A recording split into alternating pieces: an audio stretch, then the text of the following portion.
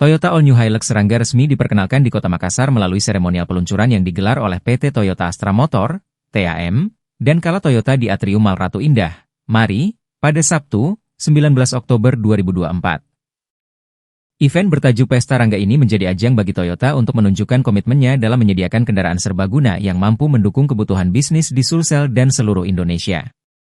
Mobil terbaru dari Toyota ini hadir dengan dua pilihan mesin, yakni bensin 1 TRV 2000cc yang menawarkan performa lebih senyap dan mesin diesel 2 GD-FTV 2400cc yang bertenaga dan efisien dalam penggunaan bahan bakar. Kehadiran All New Hilux Serangga diyakini mampu memperkuat posisi Toyota di segmen mobil pick-up berdaya guna. Direktur Marketing PT Toyota Astra Motor, Anton Jimiswandi, menyatakan optimismenya terhadap respon positif dari masyarakat, termasuk di Sulsel. Kami berharap kehadiran All New Hilux Serangga ini dapat menjadi solusi mobilitas bisnis dan semakin memperkuat Toyota sebagai pilihan utama masyarakat, ujarnya. Tak hanya itu, sebelum peluncuran resmi, Kala Toyota telah mencatat inden lebih dari 100 unit. Harga yang kompetitif, mulai dari 190 jutaan rupiah, juga diharapkan mampu menarik minat lebih banyak calon konsumen.